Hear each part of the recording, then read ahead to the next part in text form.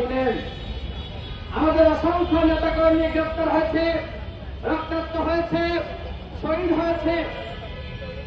আমরা এই সরকারকে ক্ষমতায় বসিয়েছি।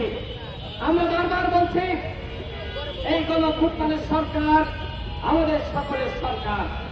আমরা যারা গণঅভ্যুত্থান সংগঠিত করছে সেই গণঅভ্যুত্থানের সরকারের আমলে যদি দুর্ভাগ্যকে আক্রান্ত হয়ে রক্তাক্ত হয়ে ঢাকা মেডিকেলের আইসিইউতে কাটাতে হয়, যদি আমাদের নেতা কর্মীদেরকে হাসপাতালের বিছানায় কাটাতে হয়, সেই সরকারকে কোনোভাবেই কি গণঅভ্যুত্থানের সরকার বলা যায় বন্ধুগণ?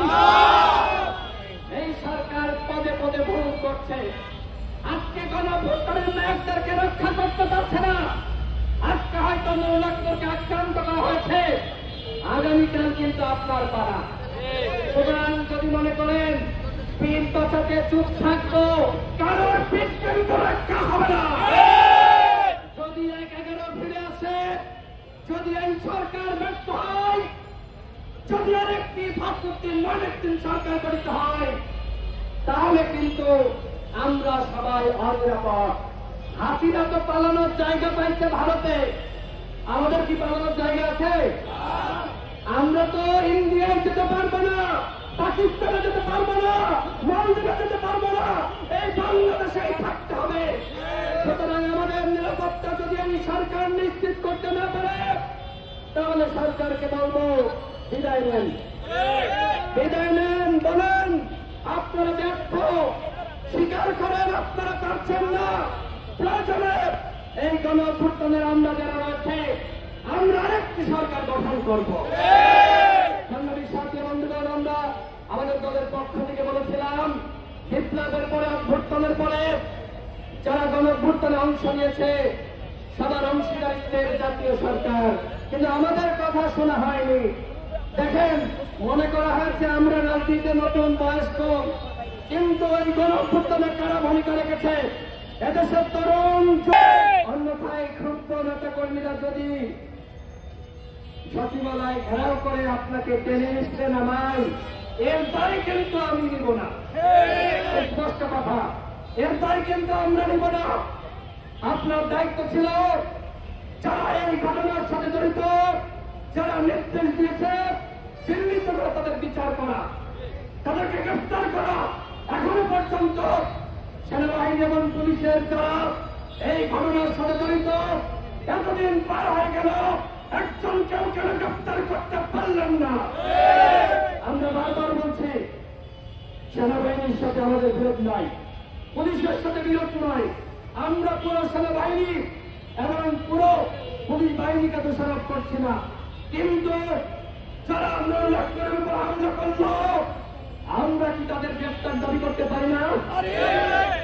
আমরা কি বলতে পারি না এই ঘটনার দায় নিয়ে ওই খোদাবাদ চৌধুরী যিনি প্রতিমন্ত্রী পদমর্যাদার স্বরাষ্ট্র মন্ত্রণালয়ে তিনি আসীন হয়েছেন, আমরা কি তার পদত্যাগ দাবি করতে পারি না?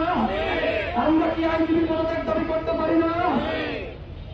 আমি যতটুকু তথ্য পেয়েছি আইনজীবী খোদাবাদ চৌধুরী এবং স্বরাষ্ট্র উপদেষ্টা তারা জানতেন যে নৌলাখের উপরে হামলা হচ্ছে, তারা জানতেন, তারপরেও তারা এই ঘটনা থামাতে যাননি। তার মানে তাদের কাছে যখন জিজ্ঞেস করা হয়েছে তারা বলেছে ওকে সাইজ করে দাও, অর্থাৎ তাদের নির্দেশনায় নৌলাখের উপর হামলা হয়েছে।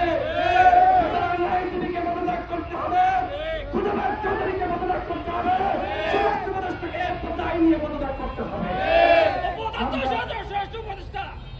আমরা আমাদের দলের পক্ষ থেকে বলেছিলাম যে যদি এই ঘটনার বিচার না হয়, যদি কাউকে গ্রেপ্তার না করেন, তাহলে আমরা কিন্তু যমুনা সচিবালয় ঘেরাও করবো। মানে আমাদের ক্ষুব্ধ নেতা কর্মীরা তারা বলেছিল, কিন্তু সরকারের পক্ষ থেকে আমাদেরকে বারবার বলা হচ্ছে সামনে নির্বাচন, দেশে ফ্যাসিবাদ সুযোগ পায়, অরাজকতা সৃষ্টি হয় এবং দেশ আনস্টেবল হয়ে যায়, এরকম কোন কর্মসূচি না করার ব্যাপারে আমাদেরকে অনুরোধ করছে।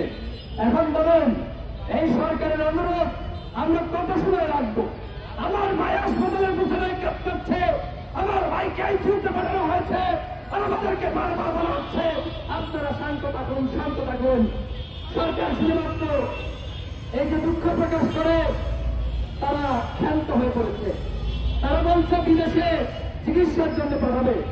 এই ঘটনার এতদিন পরেও কেন সরকার প্রধান ঘোষণা দেওয়ার পরেও নুরুল্লাহকে উন্নত চিকিৎসার জন্য দেশের বাইরে পাঠানো হলো না? আমরা তথ্য পেয়েছি সরকারের একটি মহল তারা নুরুল্লাহকে দেশের বাইরে পাঠানো হোক, এটি তারা চায় না। যদি নুরুল্লাহ চিকিৎসার জন্য দেশের বাইরে যায় তাহলে পুলিশের সেনাবাহিনীর ভাবমূর্তি নাকি ক্ষুণ্ণ হবে। আর এই জন্য সরকার প্রধান ঘোষণা দেওয়ার পরেও এখনো পর্যন্ত গড়িমসি করা হচ্ছে। এগুলো কিসের নমুনা? এগুলো প্রতারণার নমুনা। অন্তর্বর্তীকালীন সরকার জনগণের সাথে প্রতারণা করলে সেটি আমরা বরদাস্ত করব না। জনগণ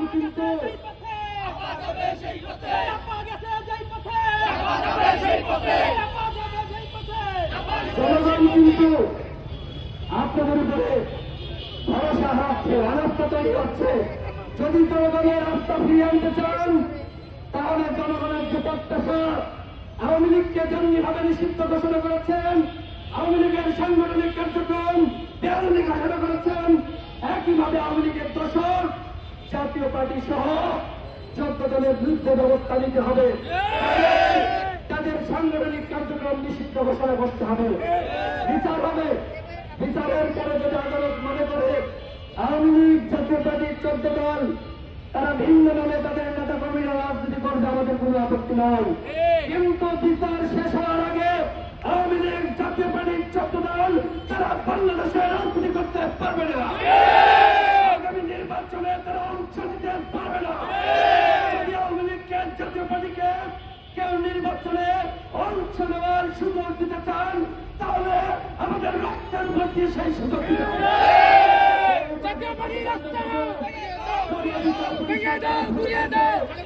আমি আমাদের দলের এবং অঙ্গ সংগঠনের সকল নেতাকর্মীকে সচ্চর এবং সতর্ক থাকার আহ্বান জানাচ্ছি।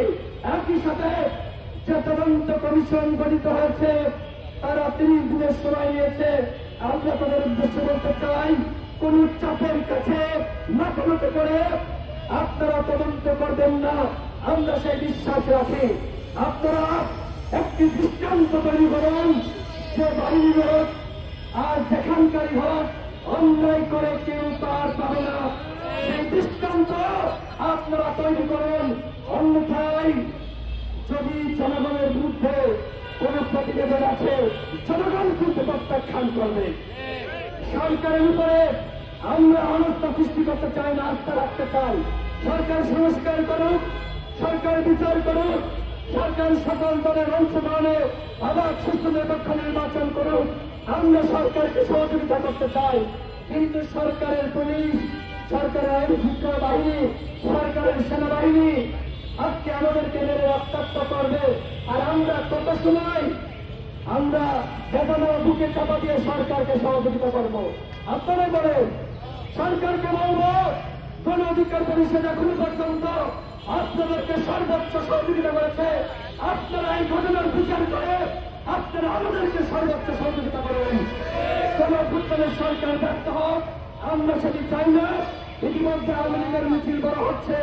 সরকারের একটি মহল যদি এইভাবে আস্কারা না দিত, আওয়ামী লীগের বাপের স্বার্থ নাই রাজপথে মিছিল করার।